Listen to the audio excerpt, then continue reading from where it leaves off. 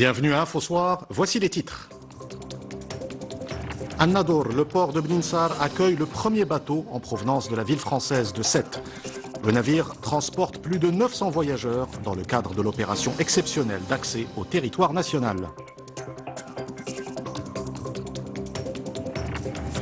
Et en Belgique, à l'aéroport de Zaventem de Bruxelles, les Marocains peuvent de nouveau embarquer dans un vol à destination du Royaume. Conformément aux mesures annoncées par les autorités, les voyageurs doivent se munir de 2 tests négatifs PCR et sérologiques. En prévision de Eid al-Adha, le ministère de l'Intérieur annonce une série de mesures préventives face au Covid-19. Les bouchers professionnels et les saisonniers procédant au rituel du sacrifice seront soumis à des tests de dépistage.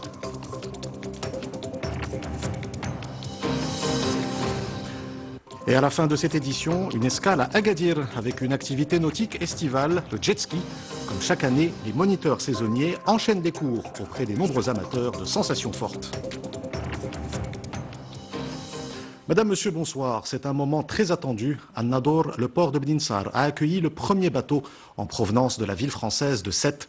Le navire transporte plus de 900 voyageurs dans le cadre de l'opération exceptionnelle d'accès au territoire national. Reportage Mohamed Hajoub, le récit de Amina Ben Khalq. C'est le premier navire à accoster à Nador Bninsar dans le cadre de l'opération Marhaba. Une opération qui se déroule dans le contexte inédit de la Covid-19. Pour éviter la propagation du virus, des mesures exceptionnelles comme la vérification systématique des tests négatifs ont été adoptées. C'est ce que découvrent ces Marocains résidant à l'étranger en foulant le sol de leur pays d'origine. Un moment qu'ils qualifient d'émouvant. Nous sommes réellement ravis de rentrer au Maroc.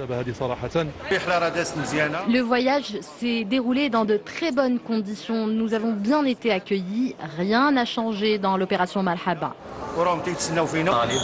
Je suis étudiant en France et je suis extrêmement heureux à l'idée de rentrer au Maroc et de constater que l'opération Marhaba se déroule comme d'habitude.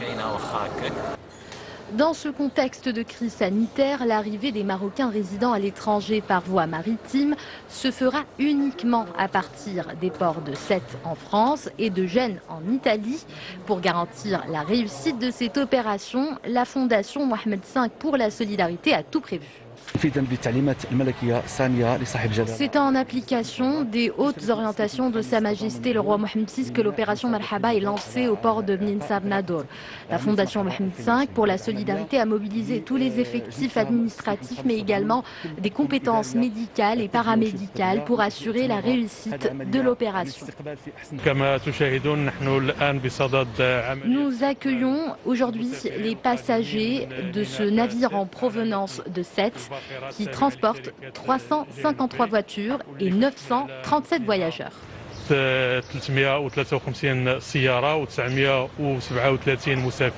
Plus de 900 voyageurs sont donc arrivés aujourd'hui à partir de Sète pour retrouver leur Maroc natal, le tout dans le respect des mesures de prévention et des gestes barrières mis en place par les autorités. Même émotion à Bruxelles, à l'aéroport de Zaventem, dans la capitale belge. Les Marocains peuvent de nouveau embarquer dans un vol à destination du Royaume. Et conformément aux mesures annoncées par les autorités, les voyageurs doivent se munir de 2 tests négatifs, PCR et sérologiques. Rizlan Taibi. La file d'attente est très longue devant le comptoir de la rame à l'aéroport Zaventem. Les passagers piaffent d'impatience pour entrer dans leur pays. C'est le sprint final après 4 mois d'attente et de tergiversation. On a galéré, donc ça c'est le 4e billet pour partir au Maroc.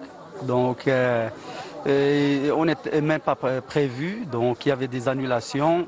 C'est très difficile. Je devais initialement rentrer au Maroc le 18 avril, avant que tout ne s'arrête subitement à cause de la pandémie. C'était difficile. Je vais aller voir ma famille, tout ça. Et si, je ne sais pas ce qu'on va pouvoir faire là-bas, vu qu'il y a le corona, tout ça, mais on va essayer de profiter au maximum là-bas. Tous les passagers de plus de 11 ans doivent être munis de 2 documents pour embarquer dans l'appareil. Un test sérologique et un test PCR. Ils doivent bien sûr être négatifs et effectués moins de 48 heures avant le vol, ce qui relève de la quadrature du cercle, selon certains spécialistes. 48 heures, ça c'est un délai qui est très court. Ici en Belgique, on n'a pas le résultat avant 48 heures. Donc, c'est très difficile de donner les résultats aux gens avant 48 heures. Donc, test qu'on a fait comme compromis, c'est en fait même le Maroc, il est comme le compromis belge. Ils ont le test, après 48 heures, ils ont les résultats et on signe que le résultat est revenu et à partir de cette date-là, ils comptent les 48 heures. Le test sérologique, dont l'utilité est mise en doute par certains médecins dans ce cas de figure, sert à confirmer les résultats du test PCR qui s'avère un faux négatif dans 25% des cas quand le prélèvement nasopharyngé est mal fait. Les 2 tests sont obligatoires depuis le 14 juillet pour tous les Marocains de l'étranger qui souhaitent revenir dans leur pays par voie aérienne, terrestre ou maritime. Et l'administration des douanes et impôts indirects annonce la prolongation jusqu'au 31 décembre prochain du délai de validité des admissions temporaires de véhicules de tourisme immatriculés à l'étranger, arrivant à échéance au cours de l'année 2020. L'administration informe les Marocains du monde et les touristes étrangers ayant à leur charge des véhicules de tourisme importés sous le régime de l'admission temporaire que suite à la fermeture des frontières en raison du Covid-19, il a été décidé à titre exceptionnel de reporter jusqu'au 31 décembre le délai de validité. Les personnes concernées sont invitées à se rapprocher des services douaniers proches de leur résidence au Maroc pour acter cette prolongation. Sachez également que plus de 7000 travailleuses saisonnières marocaines bloquées à Huelva, en Espagne, seront rapatriées à partir de demain. Un plan de rapatriement par voie maritime. Ces travailleuses saisonnières ont participé à la campagne agricole de Huelva dans le cadre du programme de migration circulaire maroco-espagnol. Restons en Espagne, où les habitants de Barcelone sont appelés à rester chez eux. Suite à une forte augmentation des nouveaux cas de coronavirus, les autorités régionales catalanes ont lancé cet appel aux 4 millions d'habitants de l'agglomération de Barcelone qui doivent éviter toute sortie non indispensable. L'objectif est de freiner la propagation du virus pour éviter de revenir à un confinement total. Dans le monde, le nombre de cas de contamination au coronavirus dépasse aujourd'hui les 13 800 000. Le Covid-19 a fait 590 000 morts à travers le globe. Les États-Unis et le Brésil sont les pays les plus touchés. Le point sur la situation de la pandémie avec Amina Mkhalq. Dans les rues d'Alger, l'inquiétude se lit sur les visages. Le pays bat un nouveau record en confirmant 593 cas d'infection au coronavirus ces dernières 24 heures. C'est ce qu'ont annoncé les autorités qui parlent désormais d'un total de plus de 21 000 cas et 1050 morts depuis février, ce qui fait de l'Algérie l'un des pays africains les plus touchés par la pandémie. En Asie du Sud, l'Inde reste la plus impactée. Le pays vient de franchir la barre du million de cas, avec un record de 34 900 nouvelles contaminations et 700 décès en une journée. Le coronavirus poursuit sa propagation à grande échelle également aux États-Unis, pays le plus endeuillé au monde, avec plus de 130 000 décès. Voilà pourquoi de larges campagnes de tests se poursuivent, comme le montrent ces images. Ces tests ont permis de détecter en 24 heures un nouveau chiffre record de plus de 68 000 infections. Et enfin au Brésil, où l'on recense plus de 2 millions de cas, parmi lesquels le chef de l'État, le nombre total de décès a dépassé les 76 000. Et au Maroc, le ministère de la Santé a présenté le bilan quotidien du coronavirus.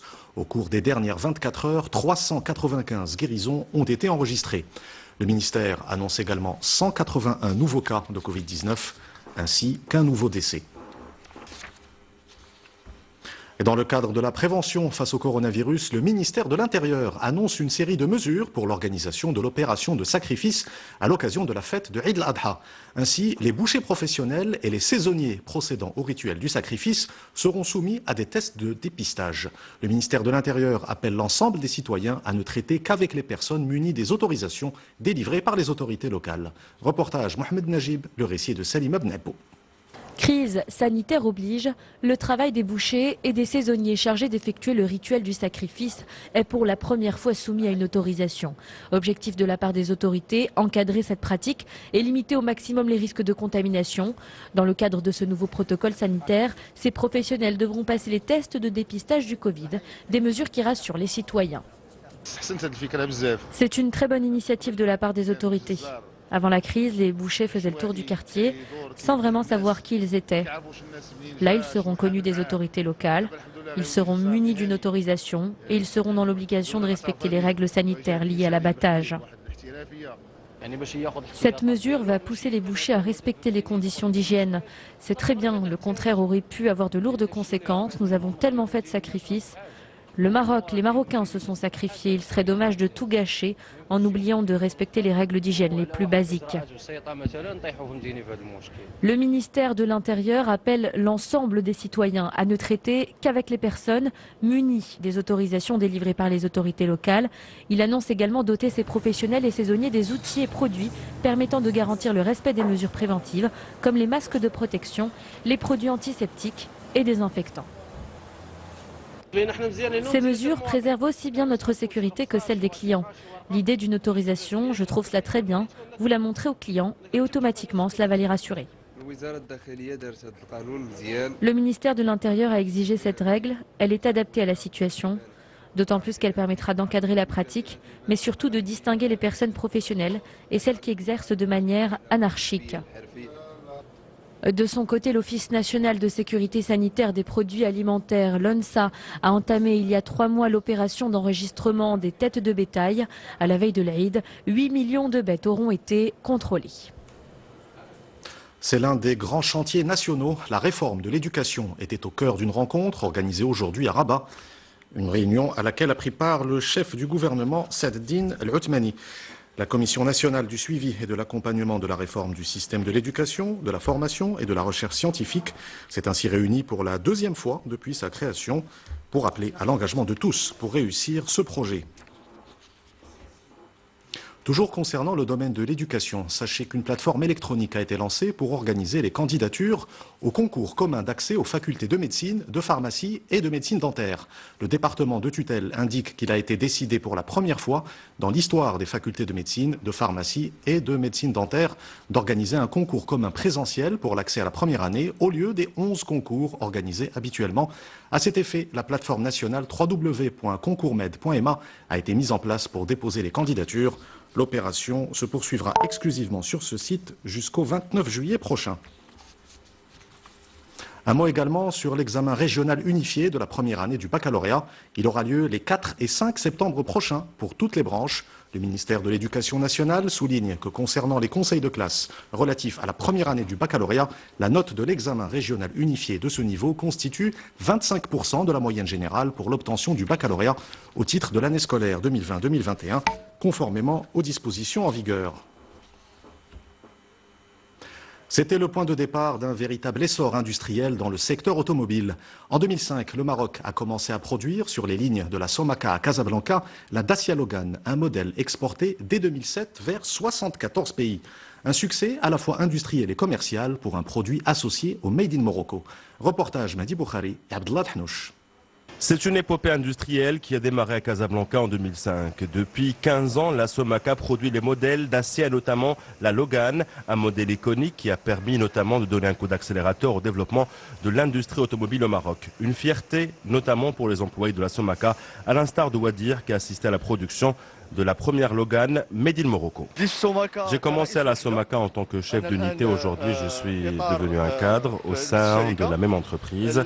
Je suis fier que le Made in Morocco est passé d'un rêve à une réalité, un sentiment partagé par l'ensemble de mes collègues. D'un modèle unique, la marque a étoffé la gamme des véhicules produits au Maroc. Depuis 15 ans, une montée en cadence accélérée après l'ouverture de l'usine de Renault à Tanger en 2012. Dacia est aussi un succès commercial avec près de 30% de parts de marché au Maroc. En 2007, on a exporté pour la première fois dans l'histoire du Maroc le premier véhicule à l'étranger. Donc, à travers cet export, on a commencé à développer le Made in Morocco, Smaat Bladi. En 2012, l'usine de Tanger a démarré ses activités et donc la gamme Dacia, on a complété notre gamme à travers d'autres modèles. Et aujourd'hui, sur le marché marocain, depuis 2005, depuis qu'on a commencé à fabriquer la gamme Dacia au Maroc, on a vendu 430 000 véhicules. Aujourd'hui, 94% de la production locale est exportée.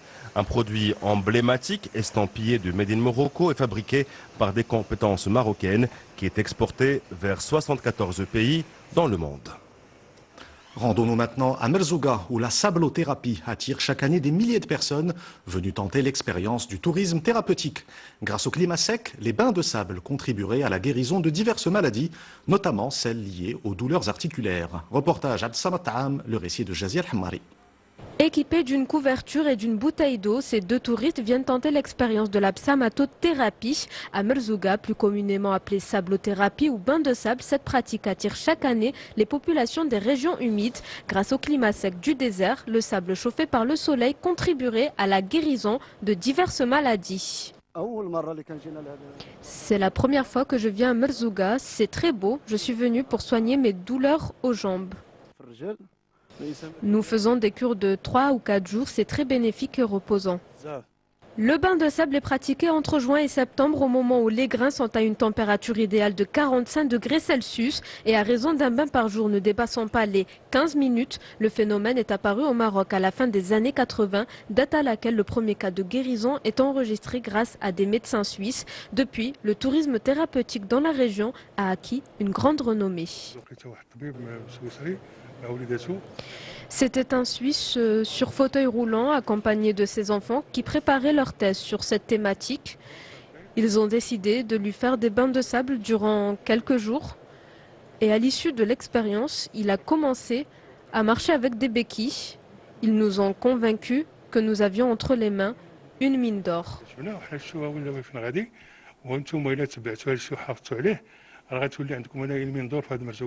Enterrer son corps à l'exception de la tête dans le sable très chaud doit cependant se faire selon une méthode rigoureuse et contrôlée. Cette thérapie est à proscrire pour les personnes souffrant de problèmes cardiovasculaires, d'insuffisance respiratoire, de varices ou encore d'insuffisance rénale. Il est recommandé avant de se lancer dans cette aventure de consulter un médecin. Tout autre chose à présent avec ces initiatives citoyennes à Meknes. Les habitants de 2 quartiers de la cité ismaélienne ont procédé à l'embellissement des murs, des sols et des espaces verts. Une démarche artistique et écologique car il s'agit aussi de sensibiliser les jeunes au respect de l'environnement. Reportage El Adil Hamini, le récit de Jazir Hammari. Ces enfants n'hésitent pas à mettre la main à la pâte pour embellir ce petit espace vert au pied de leur immeuble à Meknes. Sous les yeux de l'initiatrice du projet, ils redonnent vie à leur quartier après cette période trouble. Au-delà des couleurs, l'initiative porte aussi un message.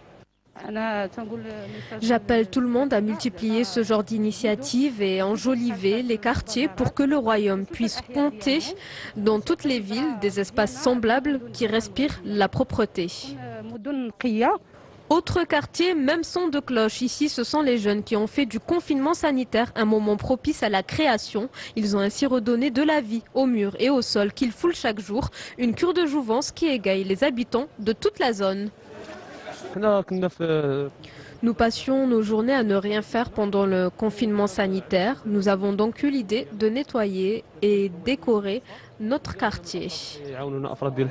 Nous nous sommes tous mis d'accord pour mener à bien ce projet. Nous avons participé financièrement. C'est une très belle initiative.